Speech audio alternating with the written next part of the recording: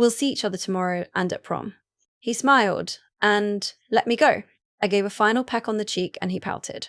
Why not on the lips? I rolled my eyes at him. You had enough for one night. He growled while I just walked away from him. If I could be the luckiest girl in the world, I am right now, because I have the best mate ever. I took a look behind me and saw him still looking at me, and I waved. He waved back one. After that, I just went to find Lilian and the others, and then went home and had pleasant dreams of Mason. Chapter 23. Lilian's POV. I woke up to the sounds of birds chirping and checked to see what time it was. I turned to my white bedside table and looked at my clock. It read 8:17 a.m. I sat up lazily, yawned and stretched. I saw a shopping bag outside my closet and remembered today was prom day.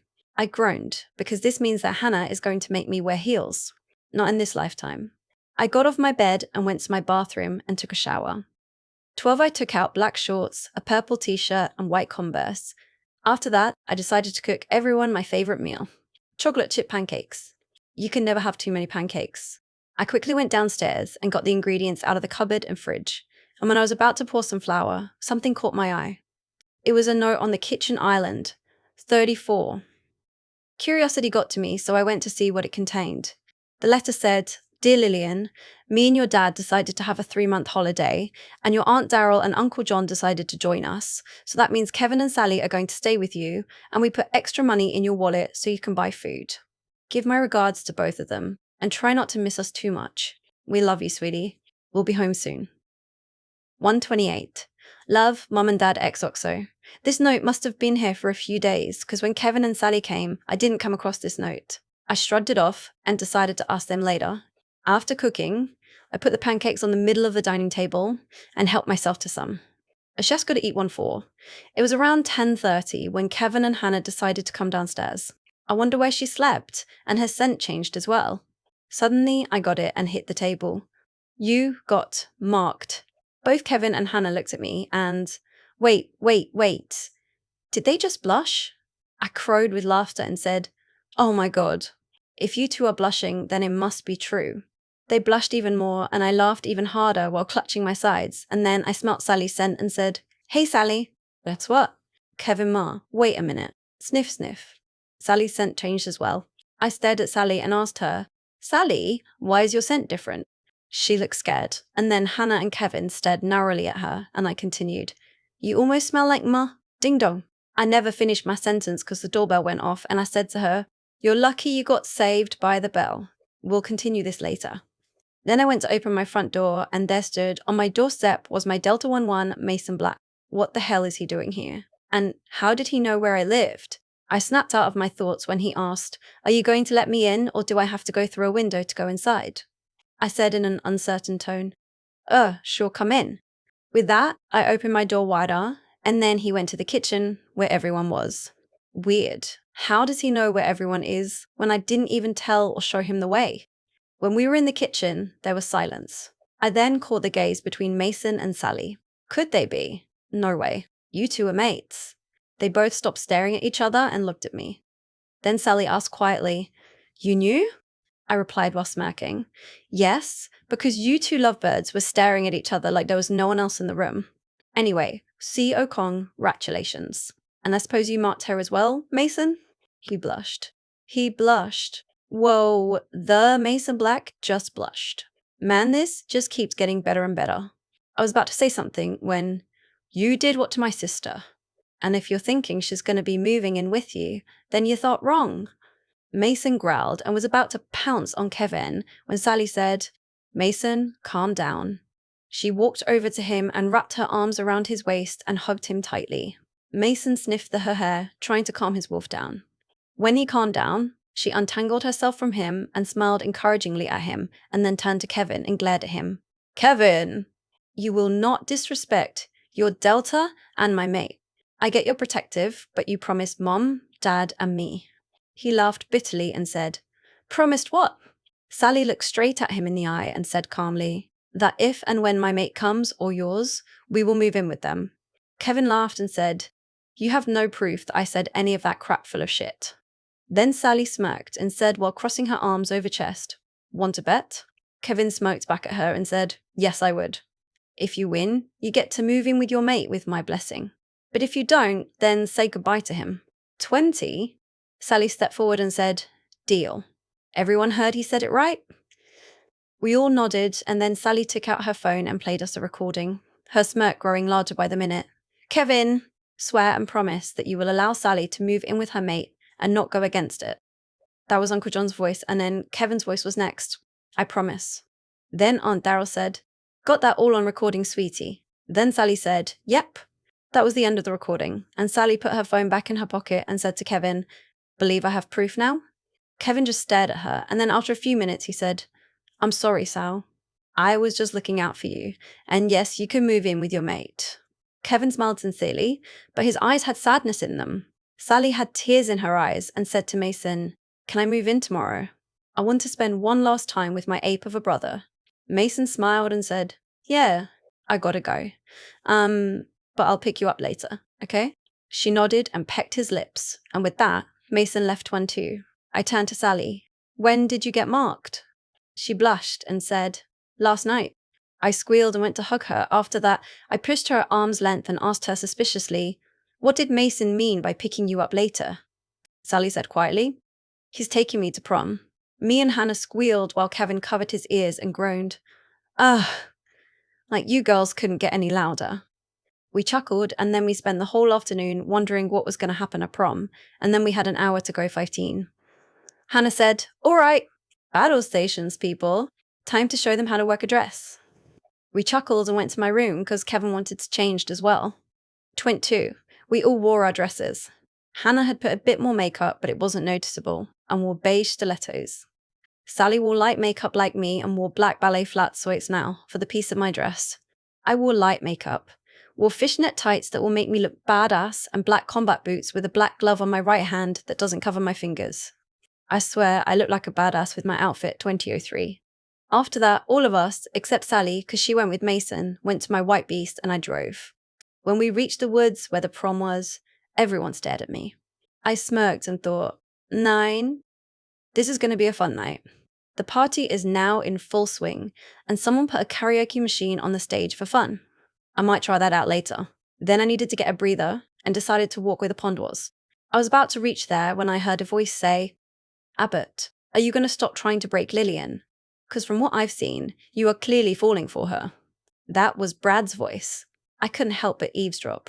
Me? Fall for Lilian? Hala! Never in a million years. When I get even close to her, I'm going to reject her and get some other girl to be my Luna. I felt my eyes turned black and I punched a tree that was in front of me. This revealed I was listening to everything they said, and Brad and Abbott looked at me with shock. My wolf was howling in pain. I growled furiously, my eyes turning even blacker by the second, if that was even possible. Oh, so you are still cheating on me? I'm going to teach you a lesson that will make you regret that you ever did that, and no one can ever break me. Why, you ask? Because when I was small, my dad told me to never cry except if losing someone that's close, and he said never. I mean never to Sue cry in front of a guy.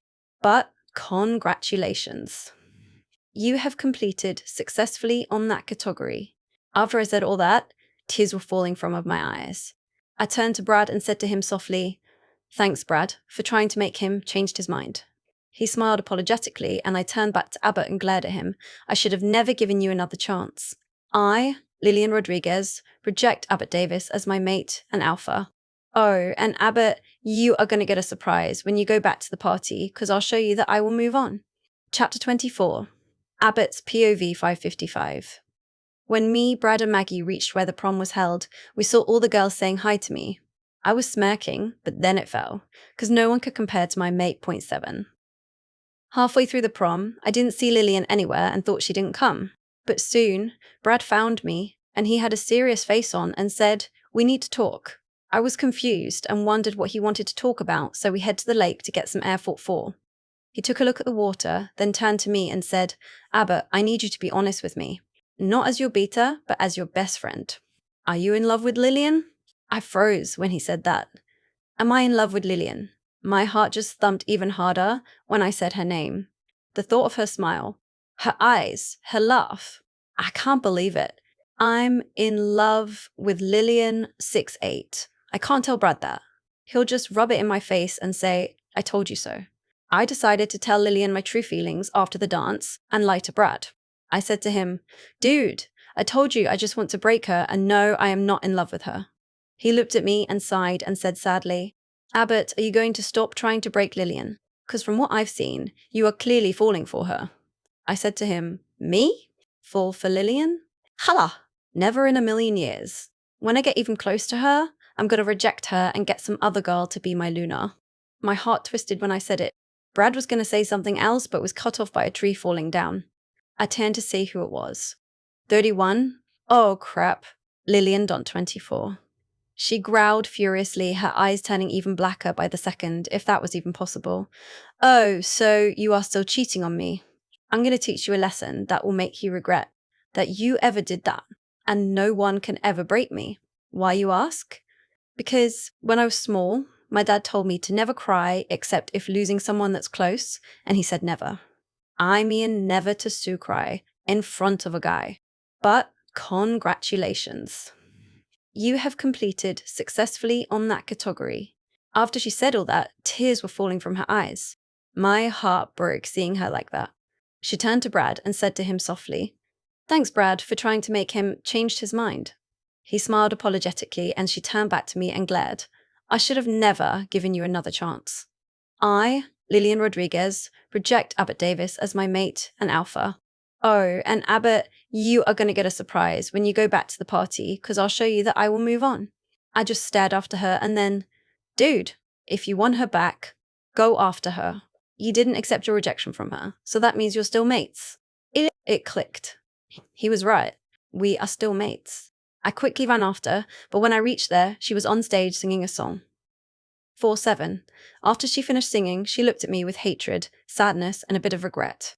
I whimpered at her and thought to myself, what have I done? 160. Lilian's POV.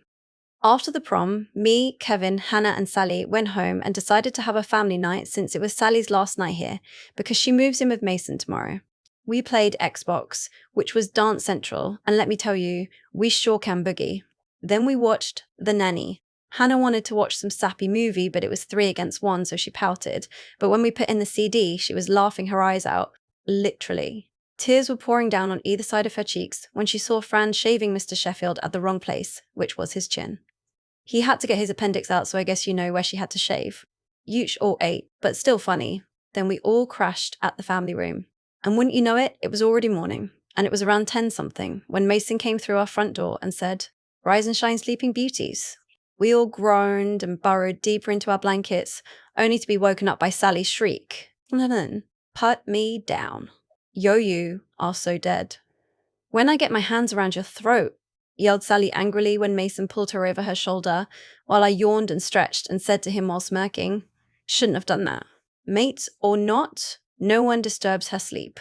Believe me, I woke her up by jumping on her bed at around 8 in the morning to greet her happy birthday, only to have her push me to the ground, and broke my left wrist for 3 weeks. Good thing I'm right-handed. Sally continued to growl and struggle, and then when Mason put her down, she actually calmed down once he kissed her. He pulled away while Sally pouted and said, No fair, and I still need my sleep. I chuckled at the sight of them, and then Hannah and Kevin woke up and smiled when they saw Sally and Mason. I felt like a fifth wheel because I have no mate. I do actually, since he didn't accept my rejection, so he is still technically my mate 115. I groaned and quickly got off the couch and said, The sooner we move your stuff in, the better. And no, it doesn't mean I hate you, Sally. I just don't want to stay in the pack house for too long.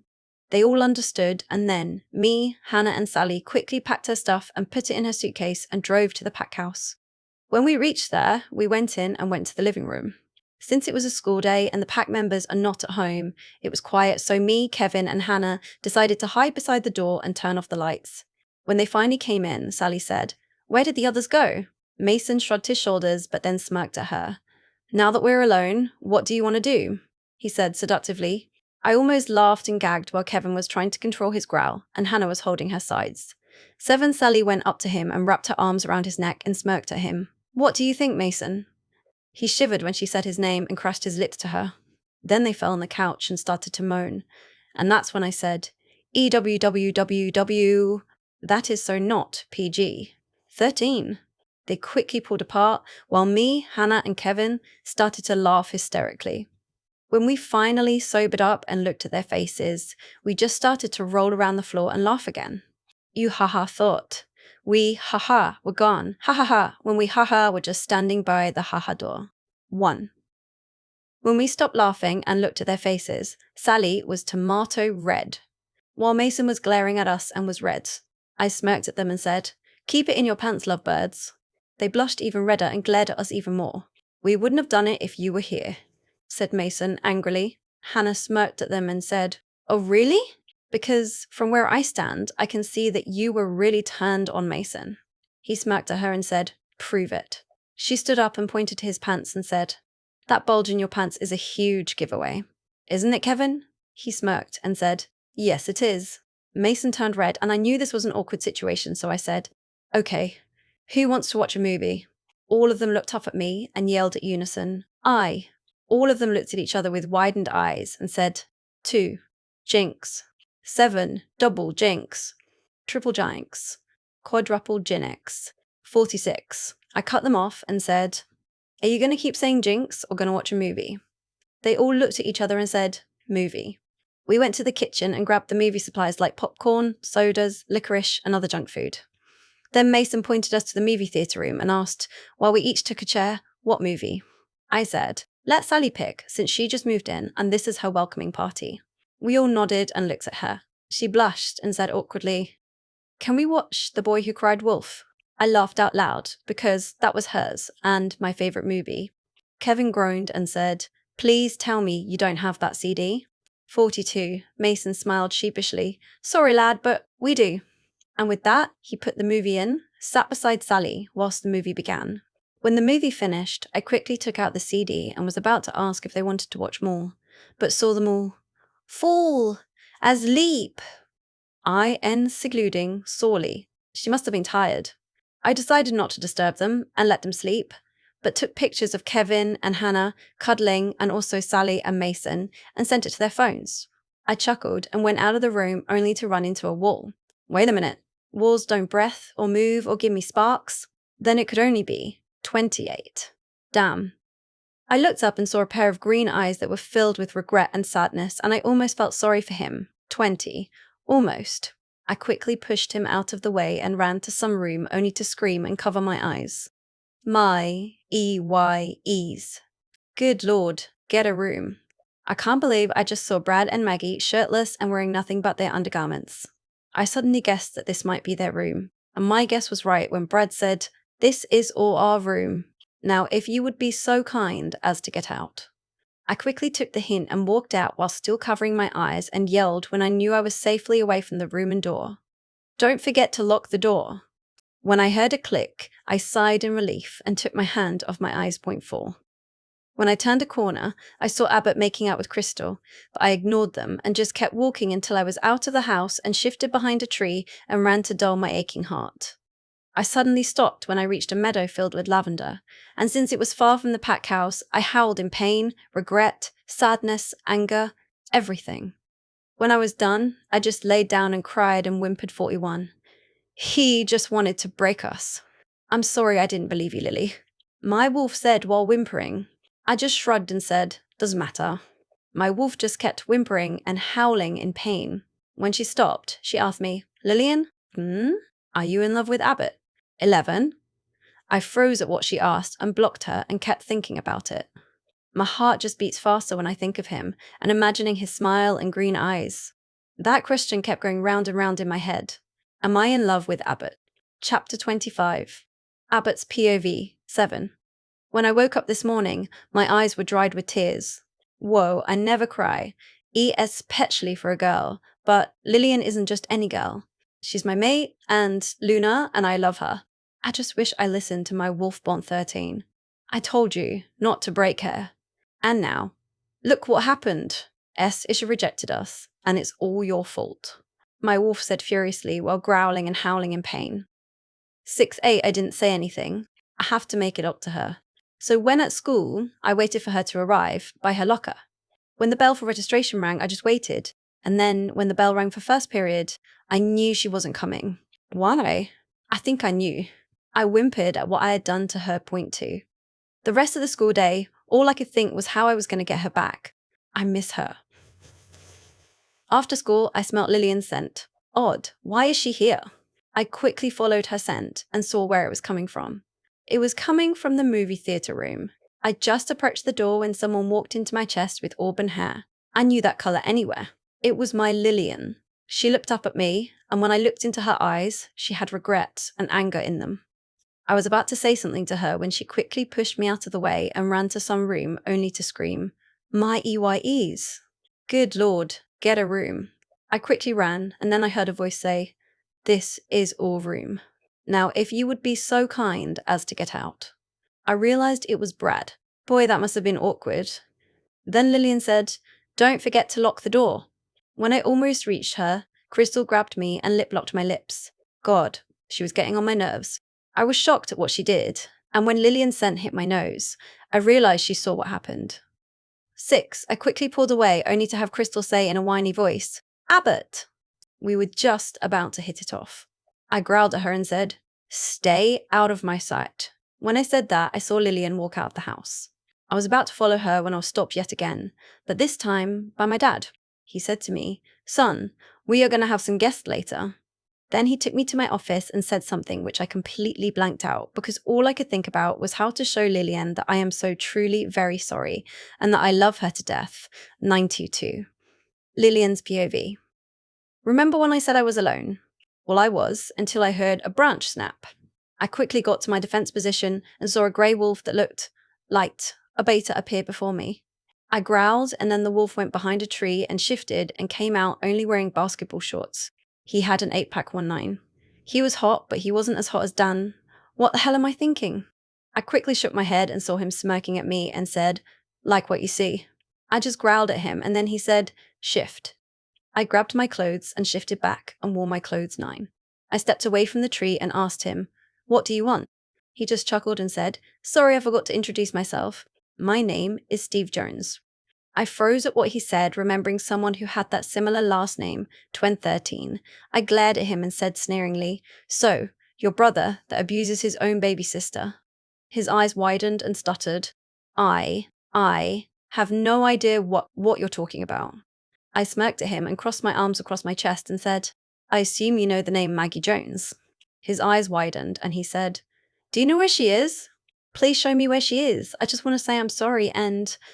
I cut him off and said to him while growling, "Just give one bloody good reason why I should, and even if I knew where she is, why would I tell the stick of a brother where she is?"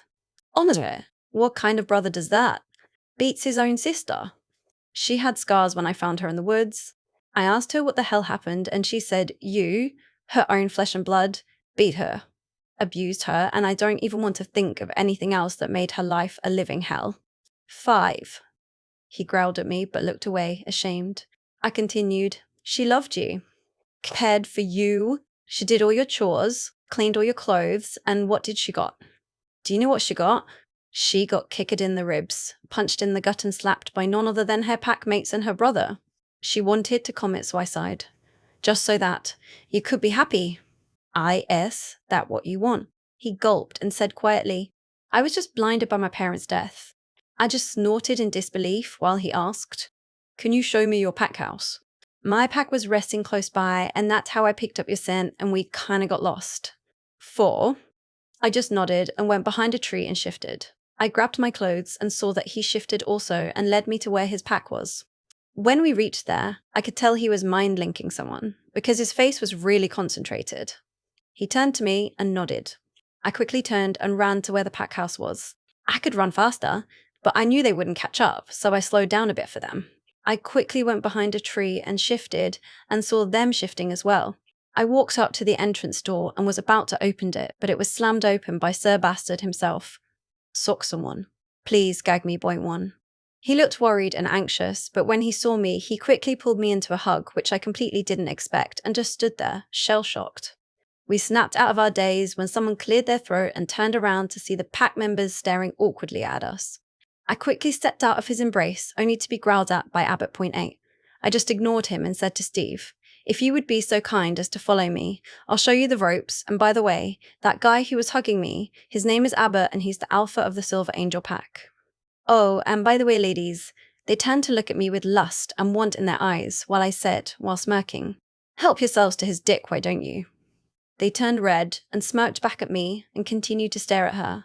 He growled at me while I just smirked at him and mouthed, have fun. He growled louder while I just went inside with the pack members and showed them the family room and quickly went to go get Alpha Chris and told him the Invictus sword pack just arrived. He growled but quickly controlled it and said grimly, I hope they regret abusing Maggie now. 23. I just smirked and said, don't worry. They will, sir. He looked at me skeptically but just chuckled and said, make them suffer, Lilian. My smirk grew bigger and I quickly went to where Hannah and the others were. Surprisingly, they were still asleep. So I crept up to them and yelled, wake up you all. All of them quickly got up and then, Eli Lilian! Yo, you are so dead when I get my hands on you.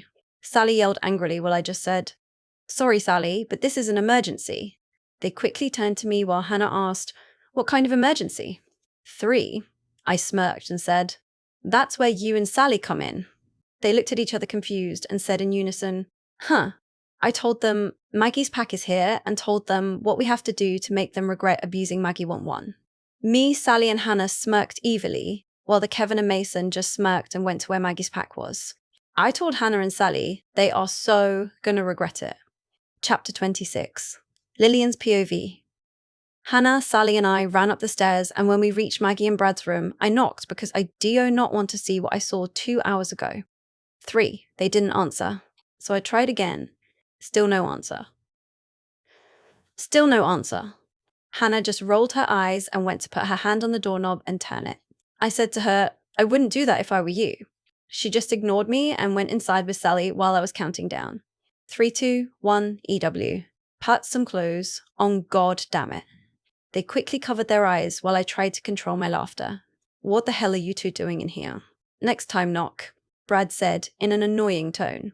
I just chuckled and went inside while covering my eyes. We did. But you guys were too busy making out and undressing each other to bother. 2. I heard a few zips and decided to look through my fingers. I heaved a sigh of relief and uncovered my eyes and said, they have their clothes on, girls. Oh, and by the way, Brad, you better hurry downstairs because we have company. He had a confused look on his face and asked, who? I looked uneasily at Maggie and said through gritted teeth, the Invictus sword pack. Maggie's POV. I gasped and sat on the edge of the bed and took a shaky breath. Brad growled and went over to me and comforted me. I breathed in his scent and it calmed me down. Brad, don't worry. I have a plan that will make those bastards regret abusing her. Lilian said with an evil smile. Brad asked, what are you going to do? She just smirked evilly and said, the sooner we do it, the sooner you'll know. Now hurry up and get out. The other 2 girls pushed him out the door and locked it. All right. The girl with the red hair is my cousin Sally, and the one with brown hair is my best friend Hannah. All right, girls, let's get to work. Lilian said to me. I looked at them confused and asked, what are you going to do to me? All of them smirked evilly, and then Hannah said, we're going to make you look hot, and when we're having training, you're going to kick their asses. 35. My jaw dropped, but it slowly got replaced by an evil smirk. Let's do this. Lilian quickly pushed me in the bathroom while they searched for clothes. When I came out of the shower, I quickly put my robe around. As soon as I came out of the bathroom, Sally pushed me in the closet and said the outfit she picked out for me is in there. When I saw the outfit, my jaw dropped. Sally picked out a black pleated miniskirt and a white polo shirt with black tights. The shoe she picked was a pair of black Doc Martens. I quickly put them on and looked at my reflection. Damn, did I look hot! I quickly walked out of the closet and was pulled by Hannah and dragged me to the dressing table. 6-9. She didn't put much, just a little bit of blush, lipstick, eyeliner, and mascara. Lilian brushed my hair and left it fall on my back. Then when all of them looked at me, they started grinning evilly. Then Sally said, make them pay Maggie. 11. I smirked and all of us walked out of the door to head where the pack was. Fortunately, the pack was still at the foyer, and that made me give a grand entrance. Hannah, Lilian, and Sally walked first. I was really nervous, but I knew I had to. This is my revenge for abusing me all those years ago. 1-1. I walked down casually, and everyone turned to look at me. I saw Brad, and he had desire in his eyes. Damn, that guy is my weakness. But I love him all the same. We haven't said those words to each other yet, but I knew I already love him. Then I got a mind link from him. Maggie, I'm not comfortable with seeing you wearing like that. It makes me want to just take you right now. I blushed, and when I looked at him, he had a smirk on his face and walked over to me and wrapped his arm on my waist 0.5. I heard a growl, and then a voice said, "Get your hands off my sister." I turned to where my idiot of a brother and smirked at him and said, "Nice to see you too. Steve and I see you've met my mate Brad." The beta of this pack, fool, his jaw dropped and said whilst uttering, "A mate?" Chapter 27. Maggie's POV. I just smirked at him and said, "Yes, mate, and all of you must be tired, so we're going to start training in half an hour." All of them groaned but didn't move. If you all don't change and head outside, you lot are going to do 800 push-ups and sit-ups. Oh, and by the way, guys. They stared at me suspiciously while I smirked and said, "I'm your pack trainer now, bastards." 52. Lilian's POV. The looks on their faces when Maggie announced she was their pack trainer was priceless. Our pack are also going to train with them, so this is going to be good 5. Hannah, Sally, Maggie and I went to her and Brad's room to change clothes. Brad is changing in Abbott's room. Yes, I still hate him. Anyway, we quickly changed into sweatpants and a tank top and went outside. 7 good news is, both packs were punctual. Bad news is, a girl from the Invictus Swords pack wasn't there. Maggie and I decided to give her 5 minutes to get over here, or else. The 5 minutes flew by, and still she hasn't appeared. Tonu, so I looked at Maggie and nodded. She smirked and went inside to find her. I heard the sounds of screaming of protest coming from inside. When both of them appeared, the girl was dragged by her hair. She was wearing a mini skirt and a tank top with no bra. 6. Okay, seriously, who doesn't wear a bra underneath their tank top? I just shook my head and gave my pack to do 500 laps around the lake in human form 0.61. I was about to join them when I heard, "What are you doing? You ruined my hair. There is no way. Am I going to train looking like you?" I turned just in time to see Maggie grabbing her neck and throwing her to the tree next to her 0.1. She shouldn't have said that. 37. Maggie's POV. When I turned my back onto her, I heard the sound of cracking bones and growling coming closer. I got out of the way just in time to see her hit faceplant on the ground. Lilian taught me how to sense things when they're coming 0.6. Thank you, Lilian 0.3. When I turned, I saw a normal-sized wolf in front of me. I said, "Tisk, tisk, tisk." "You shouldn't have done that." I quickly grabbed her neck and pinned her on the ground. I didn't shift into my wolf. She whimpered and shifted back into her naked human form and said, "Steve, she's hurting me. Punish her." 17. I smirked at her and said, "Actually, it is I who should be punishing you for framing me because of the scratch on the side of Steve's Audi, which actually you did." Everyone gasped, and then she said, "Prove it." She had a smug look on her face, but her eyes had fear in them. I smirked and said, "Steve, if I were you, I would check the security cameras on your phone." 3. He did just that and showed everyone in his pack. He said, "You are to stay in your room without any food, water, and company for 3 days. That means on lockdown." 57. I smirked at her and said, "Give me 1,000 push-ups and sit-ups." After the pack training, I fell asleep in Brad's arms with a smile on my face. Chapter 28. Tashan, Abbott's POV. Ugh, ever since the Invictus Sword pack arrived, the girls have been clinging on me, begging me to nail them, but I can't. I don't want to hurt Lilian. I really love her. I wish I could just turn back time to when I rejected her. I really miss her voice, her laugh, her smile. God, I must sound like a girl. But I don't care. I just have to tell Lilian my feelings and hopes she gives me another chance. Then I remembered the day I rejected her. I remember she said that she didn't care, but something was bothering me, and the question lingers in my mind. Why didn't she care when I rejected her? Lilian's POV. I really hope that after what happened yesterday, it'll knock some sense into Maggie's old pack. But right now, we have bigger fish to fry. What is it, you ask? Well, Kevin asked Hannah on a date today, so now I have to go to her house and pick an outfit for her. Man, this is torture. I don't really know why, but I can't stop thinking about Abbott. I can't believe I'm saying this, but I miss Abbott. Yes, it's true, and yes, I'm in love with him as well. But what he did is unforgivable. Anyway, back to picking an outfit. We have been here for 2 hours, and still she can't decide. Just when she said that I wasn't helping her picking an outfit, her door burst open. No, it wasn't Kevin. It was Sally. By her face expression, she looked like she could burst with excitement. I asked, "What's with the look, Sally?"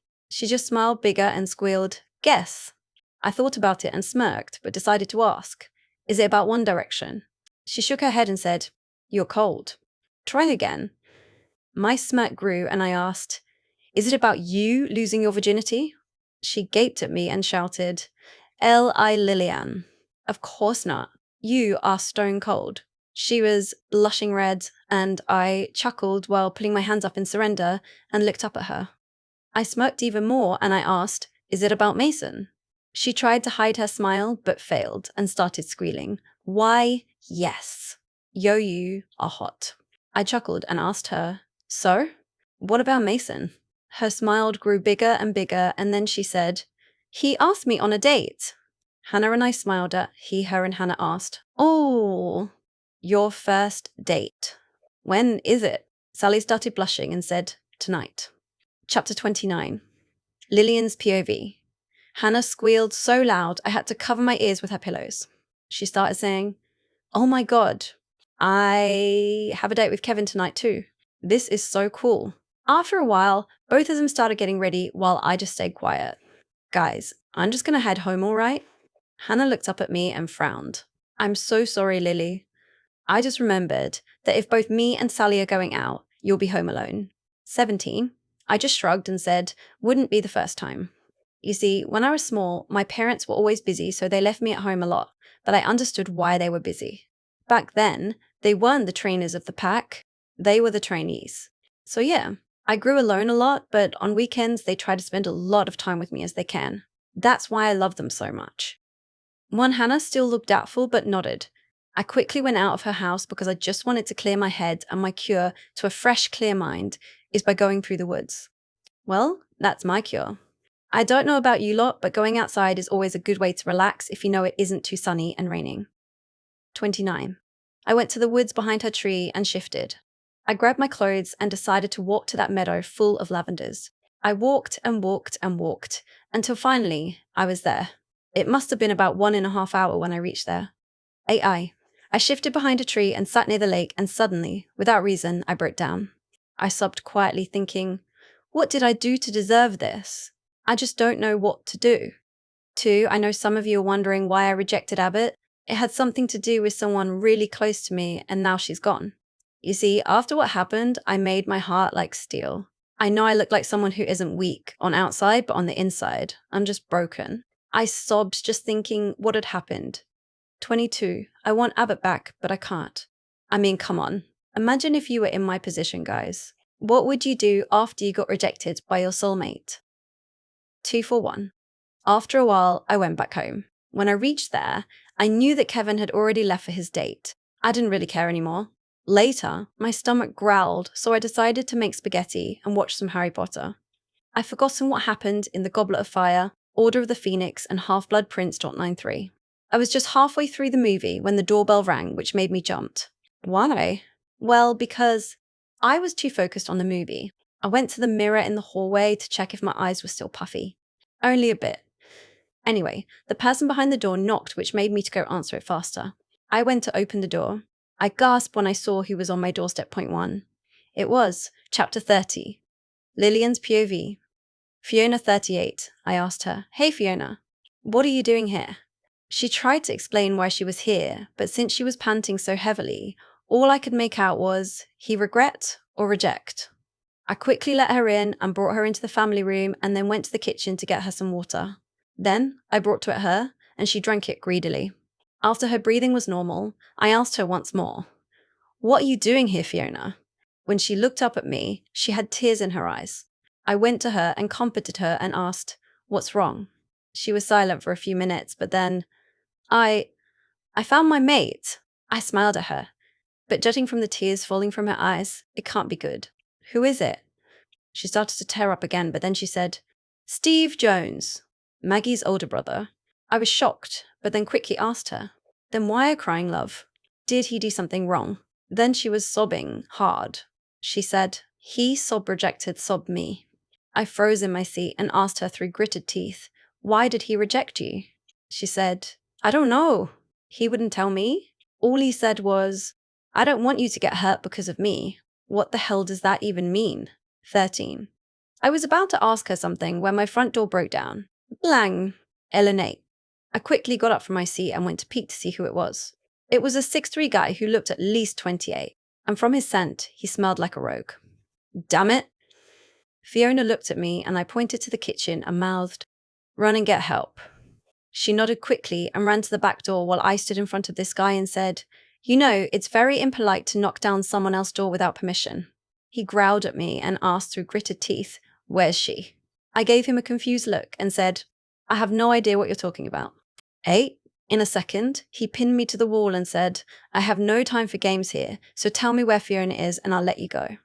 I froze and asked, Why do you want Fiona? He said, Since she's Steve's mate who is beater of his pack, we want him to hand over his pack over to us. I asked, What about the alpha's mate? Even if you had a beta's mate, it still wouldn't be enough. He laughed at me and said, We already took her and now all we need is Fiona. He tightened his fingers around me and said, So, are you going to tell me where she is, or am I going to have to take you with me? I tried to pry his fingers off my neck, but it didn't work. He growled and tightened again while I said, Never. You want to know why? He asked. Why? 11. I gave him a smug look and said, This is why. I kneed him in the balls and pinned him to the ground with him still groaning with pain. I said to him, What makes you think I'm going to go with you? He smirked at me and said, I know, you're just showing this tough girl look, Lilian. I froze and asked while tightening my fingers around his neck, How do you know my name? 11. He just gave me a smirk while I tightened my fingers around him and shouted, Answer me. He growled but continued to smirk at me and said, Your cousin Cherry mentioned you back when we were still close. 8. I froze and asked him, How the hell do you know Cherry? He gave me a fake hurt look and said, Oh, you don't remember me, Lilian? Well then, let me introduce myself. After he said that, he pinned me so hard to the ground that I was seeing black dots. I only managed to hear what he said and just couldn't believe it. He said, I'm Spencer Slater. Alpha of the Blue Moon Pack, or was, and your dear sweet cousin Cherry, was my mate. 98. Everything went black after that. Chapter 31. Abbott's POV. I was pacing in my room thinking how to get Lilian back. I let out a frustrated sigh and thought that I should just let her know about my feelings for her first, and hope that she gives me another chance. 24, I quickly went into my Ferrari and drove there feeling absolutely nervous. I knew that I might get 2 reactions from her. The first one is that she believes me and gives me another chance. The second is that she'll just flip me off. 8. I really hope it's the first one. 43. When I reached her house and parked it, I was too busy thinking about her that I didn't notice her front door when I just walked through where the door was supposed to be. Then I caught Lilian's scent, but it was very faint and also another scent. The colour drained from my face when I knew what it was. A rogue. I said in a low, shaky voice, No. My wolf was howling and clawing, and then I decided to check her room to see if she was there, and not. I gulped at the thought. I ran up the stairs quickly and went to her door. It doesn't take a genius wolf to know which is her bedroom, because it's filled with her scent. I checked her bathroom, kitchen, everywhere. She's gone. I growled at the thought of someone daring to kidnap my mate. I mind-linked everyone, meeting and the pack house now. I quickly went back to my car and drove to the pack house. When I reached there, I found everyone in the foyer. I went up the stairs of the foyer, and yelled, Silence! All of them quickly shut up, and I was about to tell them Lilian was kidnapped when the front door slammed open. 1. Bang. It was Fiona. She was panting heavily and sweating. Then she ran to me and said, Alpha, Lilian was kidnapped by a rogue. Everyone gasped. I was a bit suspicious on how she knew Lilian was kidnapped and asked her, How did you know she was kidnapped? Fiona said, I ran to her house to talk about. She hesitated and continued, My mate rejecting me. I looked at her in shock and asked her, Who is your mate, Fiona? She just shook her head and said, He'll remain nameless, Alpha. I nodded at her and said, What happened after that? 13, she replied. We were just talking when her front door broke down. Lilian went to see who it was. I knew it was a rogue from his scent, and then she turned to me, pointed to the back door at the kitchen and mouthed, Run and get help. I only just got out of the door when I heard him say he was looking for me. I don't know why he was. If you were wondering, Alpha. I also caught his name, but only his surname. I think he said, Later. 5. A growl erupted in the crowd, and I looked at who growled at saw it was Steve. He came up to Fiona and said, "Mine," and embraced her. She growled at him and stepped out of his embrace and glared at him. He whimpered and was about to say something when I cut in and said, "Do you know who this Slater is?" He sighed and nodded. 116. A few weeks ago, our alpha met his mate, but then she got kidnapped by Spencer Slater. He was alpha of the Blue Moon Pack, but now he's a rogue. I don't know why he's a rogue. A few days later, we got a letter saying that since they already have the alpha's mate, they wanted the beta's mate, which is me, because they wanted our pack. I didn't have a mate back then, but when we came here, I found Fiona and knew she was my mate, but I didn't want her to get kidnapped, so I rejected her. 2, Fiona yelled. "Have you ever thought what might have happened to me after you rejected me?" "I don't think so. If you rejected me, which you did, then it'll be easy to capture me without you protecting me. Have you ever thought of that? You dumb." 13. Suddenly, it dawned at him and he said, "I didn't realize that could happen." Fiona glared at him and said, "Look what happened, Steve. I bet you didn't care if I was kidnapped, did you?" "I wish I was now, because Lilian was kidnapped and who knows what pain she's going through." I yelled at them both, "Silence. I want my best trackers to find out where Spencer is hiding, and you two," I pointed at Fiona and Steve, "better fix your relationship." 1-8. After a few hours, my trackers found where Spencer was hiding, and I said, "Good. Now I want my best and strongest warriors with me." I saw Lillian's cousins step up. I didn't know they were warriors. I quickly shook my head and focused on Lilian. I saw the alpha of the Invictus Sword Pack approach me and said, "I want to help you too." I was about to say there's no need when I remembered his mate was kidnapped as well, so I just nodded and then shifted and started running to the direction where my trackers told me. "Please hold on, Lilian. I'm coming." Chapter 32. Lilian's POV. I woke up feeling terrible, and man did my head hurt. I was on a floor and my wrists were chained with silver chains. I was confused because I didn't feel my pain. Then it hit me. 3. "Please don't try to ease the pain," I said to my wolf. "You're tired as it is. Please stop." She whimpered and said while groaning, "I won't. If I let you take all the pain, then Abbott will feel it too. 14, please." I pleaded to my wolf. "You can't take much more of this. You need to rest. Please." I pleaded to her because I don't want her to go through this alone. It's just like that song from High School Musical. We're all in this together, 139. My wolf sighed but nodded in submission, and then the pain hit me. It hurts like hell, but my father said to never show any signs of pain, so I grunted and struggled against the chains. After a few more tries to break the chain, I gave up. 4. After I think about an hour or two, someone unlocked my jail cell door. I looked up and saw it was Spencer. He smirked at me and said, "Do you like the pain?" I growled at him and said, "A warrior never shows any pain." He just chuckled in front of me. He moved my hair, which was covering my mark, and he looked shocked at the sight of it. Then he turned to me while smirking and said, "Why you didn't tell me you have a mate, Lilian, and an alpha at that too?" "I think we're good enough with the Invictus Sword Pack's Luna. You know, I was actually really curious on who is Abbott's mate, and look here. I found her, and it happens to be you. Well, now I can also take over the Silver Angel Pack as well. I hope the pain from your mate will hurt you as it did me." I growled at him and said, "What the hell did I ever do to you?" He slapped me and shouted, "What did you do? Hala! You were the one who told Cherry's dad that I was playing with other girls." Then her dad told my dad, and he was furious. "I lost my title because of you. You dumb. Now Cherry's dead, and it's all your fault." 18.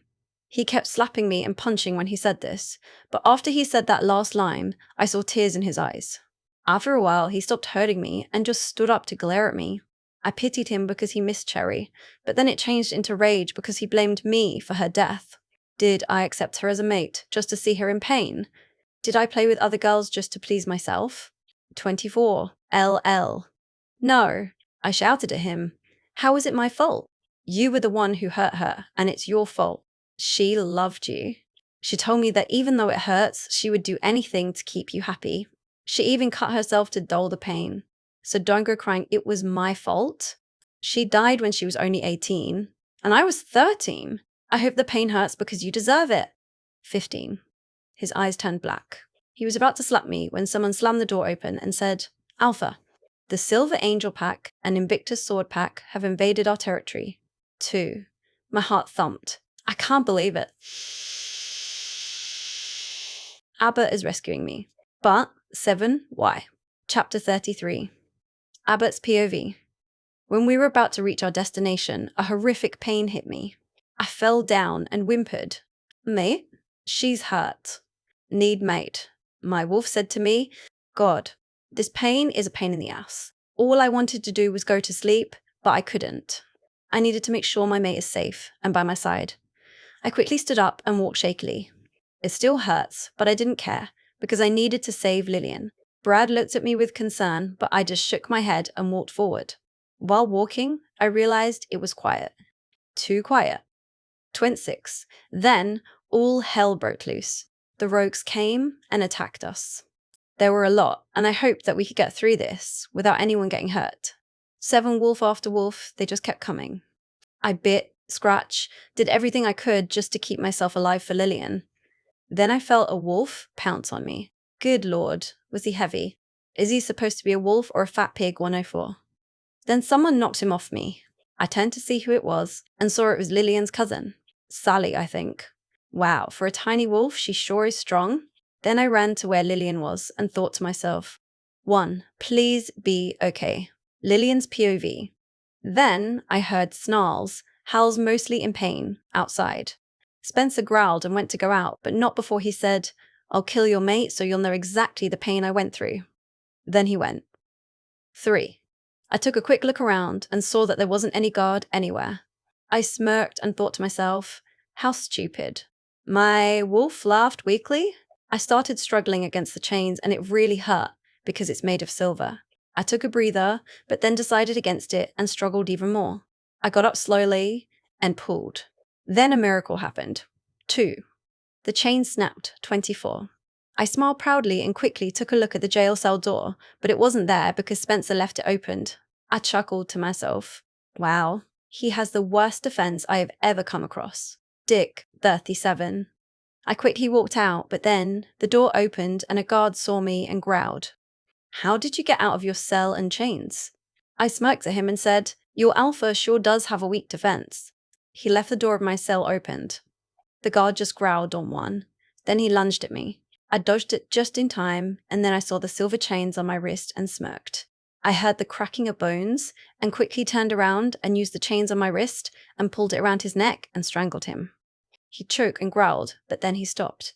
He died 75. I sighed sadly while getting off him. That's the one thing I hate about being a warrior. You have to kill someone for your pack to eye. Quickly ran outside and came just in the nick of time because I saw Spencer sneaking behind Abbott. I had no time to shout at him, so I did what I had to do. I ran towards Spencer and wrapped the chain around his neck.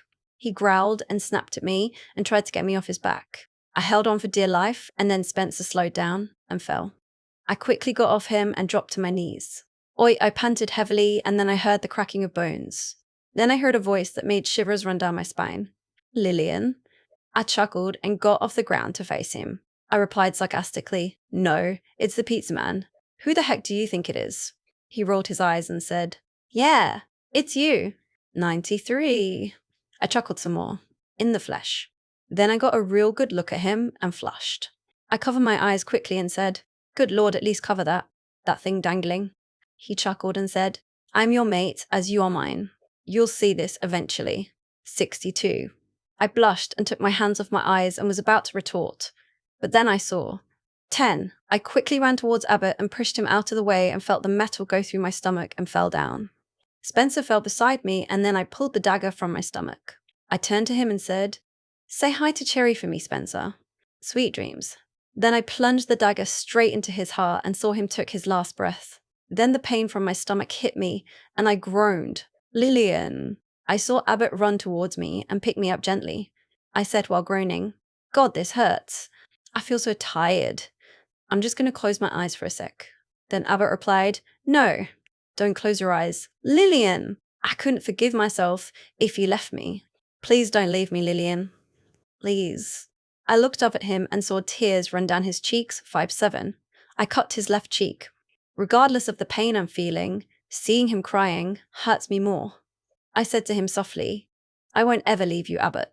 I'll be in your heart, forever and always. Then I gave him a sweet, lingering kiss. 25. Then I pulled back and said what I have been feeling ever since I rejected him. I love you, Abbott. Always.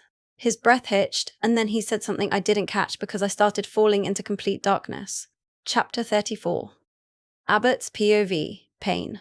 That's what I felt when I saw her hurt in my arms.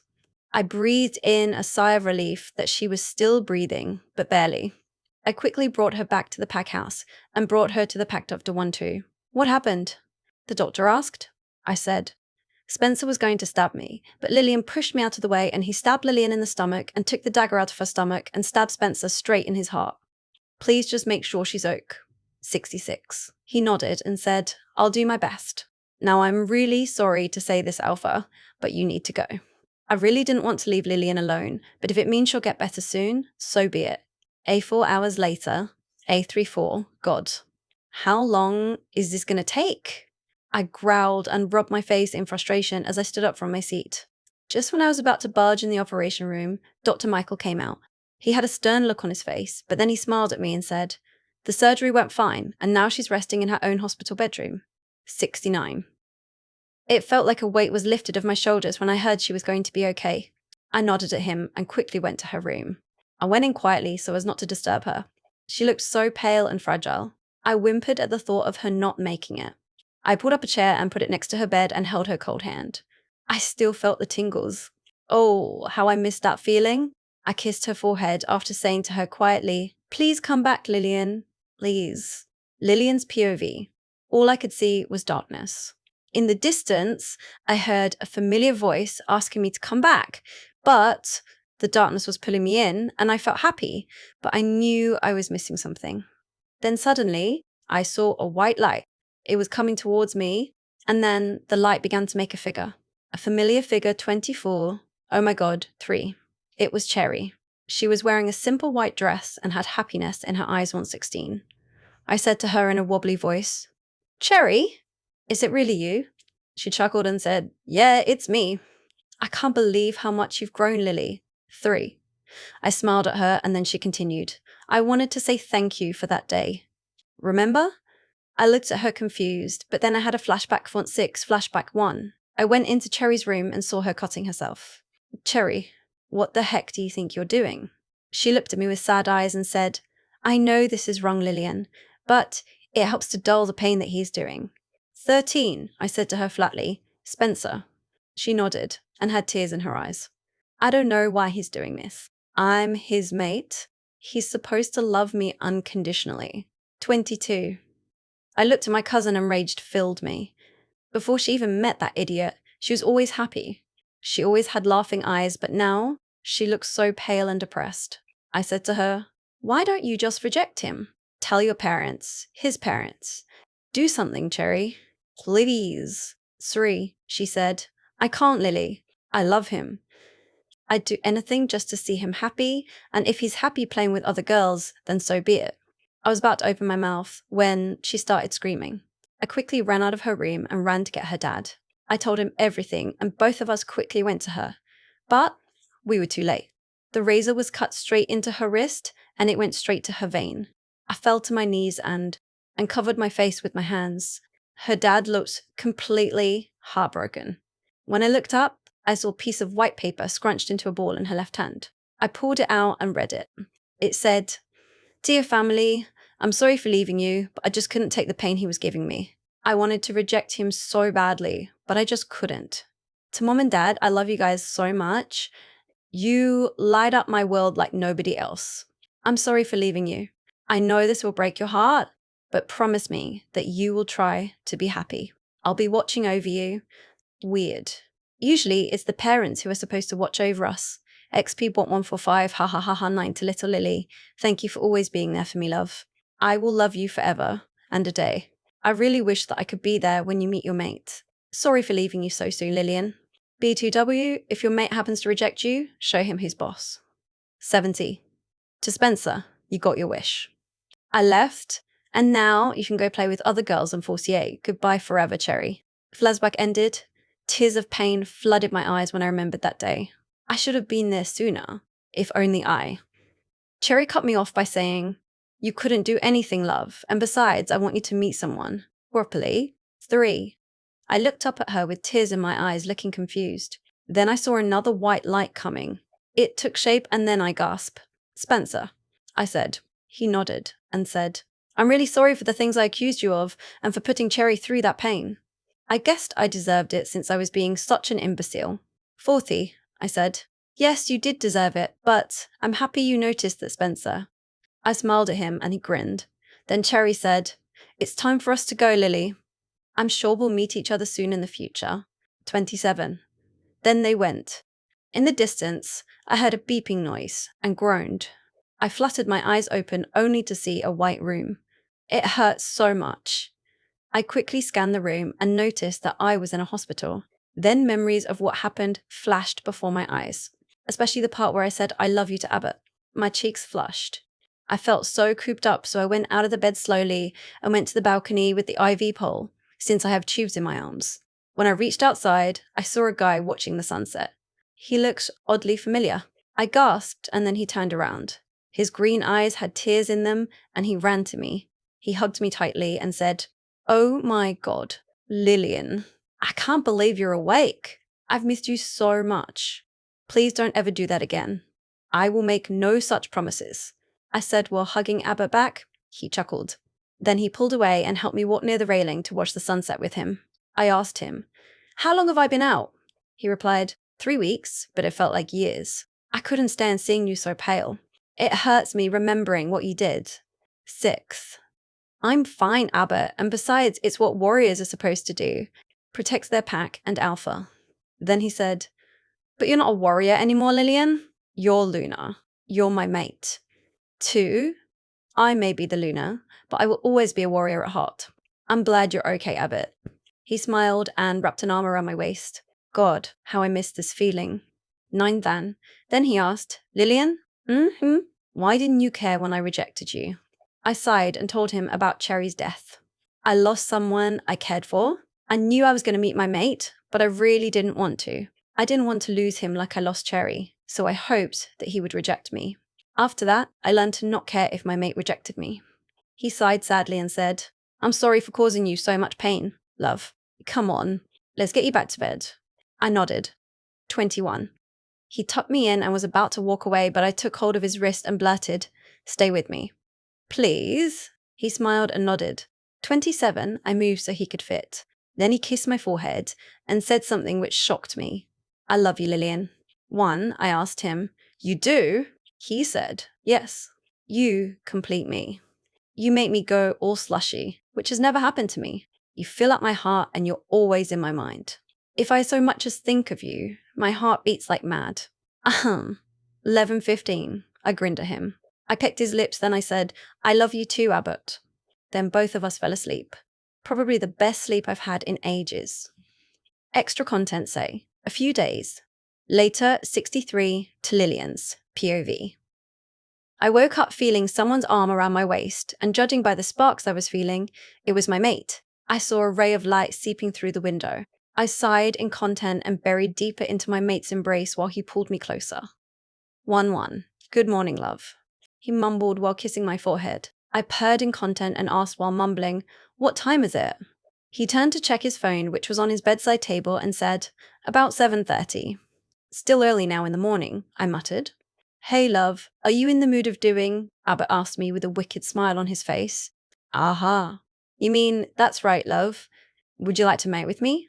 To be honest, I'm not surprised by his demand at all. After all, we are young adults already, and this is what's supposed to be done between werewolf mates. You guess. As soon as he heard my words, he rapidly turned his body and pinned me down on our bed. Because we just woke up, so I'm almost completely naked. The only clothes on me was my panties. "I promise I'll make you feel good, babe," he said to me while pulling my panties to one side. "Of course you will," I replied with a smile. He cupped one of my exposed breasts with his left hand, while another hand holding my leg aloft. It is my first time for someone playing with my breast, and to be honest, it feels strange but nice. "You surely had a lot of experience before, Abbott," I said to him teasingly. "Well," he replied with his face flushed red, I'm sorry, Lily. I've done this many times before, but from now on, I swear I'll only do it with you. Don't worry, I don't mind actually. I try to relieve him. I like it when your face is flushed red. Do you? Abbott pulled up his head and looked at me in my eyes. Then how would you like this? He said, while pinched my nipple between his thumb and forefinger. Damn, I love this feeling. Ah! A groan slips away from my lips, but before I recovered from it, I felt something big pressing against my slit. Be ready, babe. I'm coming in. I hear Abbott saying, okay. Before I could react, I felt something was seeking passage into my body and stretching me open. Thank Lord. My passage was well lubricated because of the arousal, and it wasn't painful for me at all. Abbott, you, I said to him surprisingly. Hee hee. Your passage is wet and slick. It's like you are welcoming me in, Lily. He smirked. No. I'm not. Soon, I became speechless. Not only because of the profound embarrassment that I'm currently in, but also because he started to piston his worm in and out of my body. Does this feel good? Yes. Damp, slick sounds soon filled our room, mingled with my indecent moans. I couldn't help but moaned and gasped with every thrust. Damn, I'm sunk in the pleasure he gave me. That's right, Abbott. This feels good. Please give me more. Even though this is my first time doing this thing, I'm so full of lust. Yes, my lady. Soon after his reply, I realized his worm was going in and out faster and faster. Oh. Yes, I continued to groan. It does feel amazing indeed. Not long after this, I feel my face aflame. It must be red now. Babe, Abbott suddenly called upon me. Are you ready for my seeds? What? What do you... I can't hold it back anymore. I have to release now. As soon as he finished his sentence, I felt his balls tightened up and his worm quivering inside my body. He must have blew his load already. Ooh. This feels so good. It feels even better when I come to think that you are my mate, Abbott said to me with a face full of happiness and satisfaction. Is that Abbott? I said in a disappointed tone. I am no. We're near my climax yet. I want to come too. Abbott, Who told you we're done now, my love? That wicked smile appeared on his face yet again. We will do it over and over. 2 hours later, we were finally done. Will you marry me, Lilian? 35. I stared at him shocked, but then the corners of my mouth started to rise and I said, while grinning, yes. He grinned at me and kissed me passionately. Then he slipped the ring on my finger. It was beautiful. It was a paw print, and it had something engraved inside the platinum band. It said, 5, together, forever and always, 248, the E end.